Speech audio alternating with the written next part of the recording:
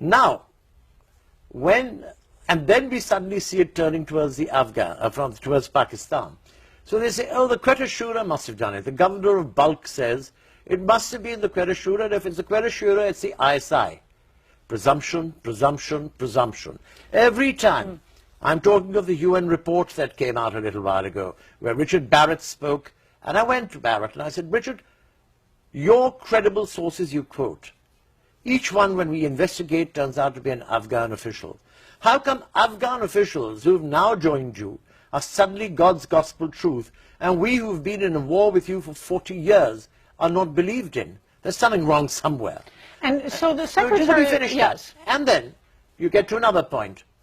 All of a sudden, after he finishes, another man stands up, literally on a pathway somewhere, and said, if it is the ISI, and it has been commanded by the government of Pakistan, any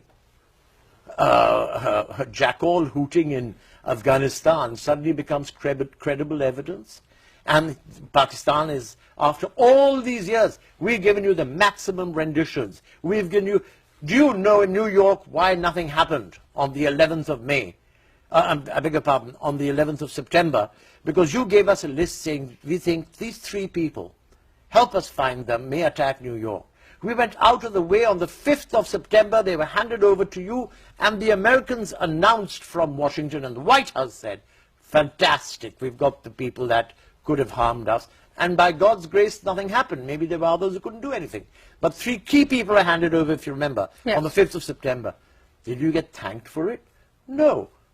Were the people told of America the reason New York has been safe is the Pakistanis helped us capture these people? Your point is that Pakistan, I don't mean to interrupt because you have such a wealth of information, Pakistan is trying to get rid of Haqqani itself. I have a 60-year investment in this country.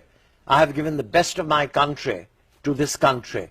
We have done everything. We've talked about this before. Who do you think helped end the Vietnam War? Pakistan. We opened the doors. We arranged with Peking for Henry Kissinger in 1969 to fly to Islamabad, fly to Peking in a Pakistani plane, and that started the settlement on Vietnam, after which you walked out of Vietnam. We are peacemakers. We are not, as people keep claiming, terrorists. There may have been a section of Pakistan led from that war against the Soviets into this sort of activity. You abandoned the area. We were left with something in our lap which we didn't have the wherewithal or resources. So you pointed to us and bullied, saying, okay, do this or this. I mean, come off it. And do you think Pakistan's being scapegoated? Is that...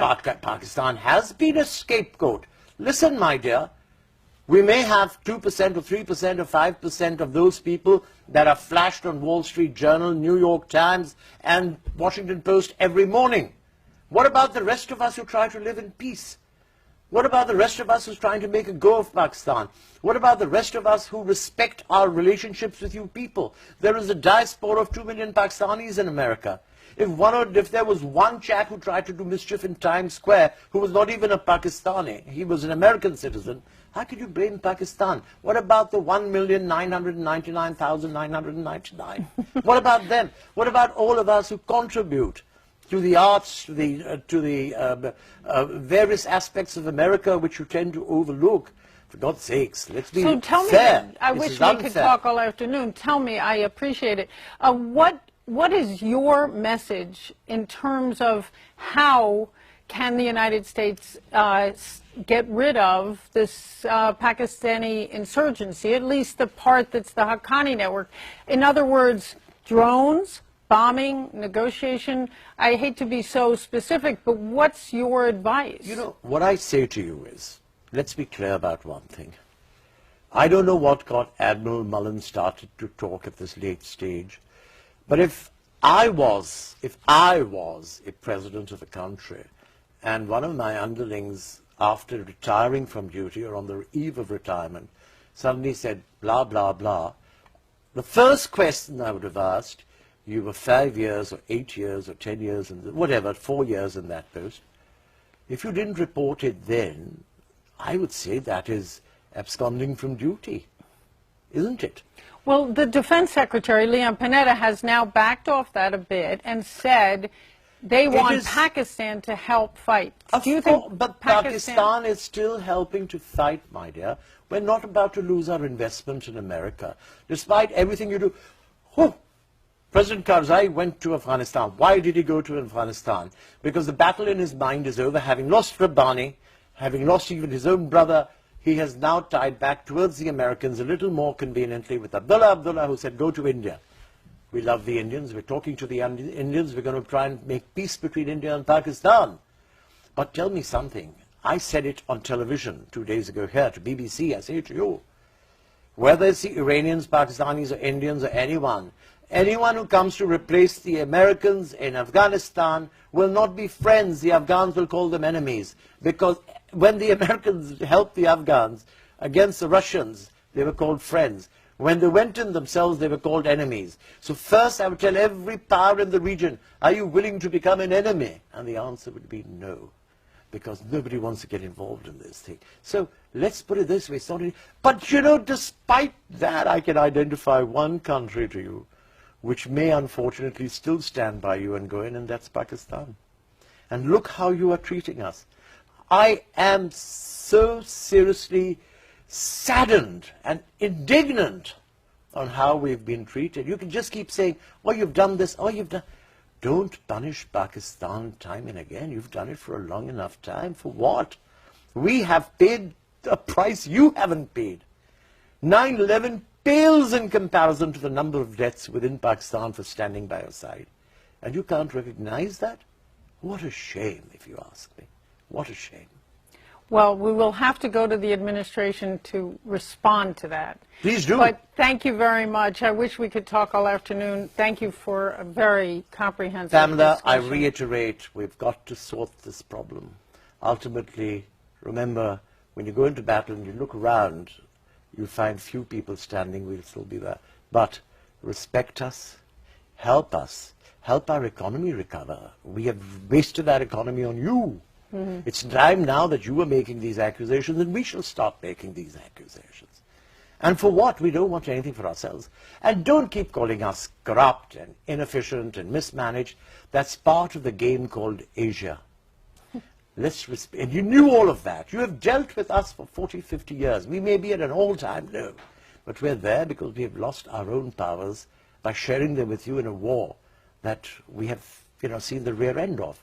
But I say to you, and I say it very clearly, let's not go into recriminations. It's going to get us nowhere. Let's try and resolve this problem. In resolving this problem, you must have Pakistan by your side. In resolving this problem, if you talk to Taliban as a part of the solution, you can't have a dual policy, talk to some Taliban and not to some. If the question is that Karzai wants to talk to Taliban, then how do you decide which Taliban that is? All Taliban. And you have already talked to Haqqani, as you have said earlier, and I know that. And you've talked to... And there's so much more that I'm still not saying. Say more. No. Let's get peace and opportunity. Yeah. As I said, we are peace builders. I end this program with you, Pamela, by saying we opened the door to China. You remember that? Yes. That's what brought the end of the Vietnam War. We brought China and America together. Today, China is your biggest supporter internationally. Isn't it? You know how much of the American economy they're supporting with their money and with their trade and everything else. And so your point is My point Pakistan is we should have been in that entire, we should have come into the goodwill. We should have been a part, not that we kept, screws keep getting tightened on us so that we, become a nation of informers and a nation of yes-sayers and a nation of, no, let us return to our past, respect, honor, dignity and pride. And let us be besides your side then in sorting this problem. You cannot solve Afghanistan without Pakistan.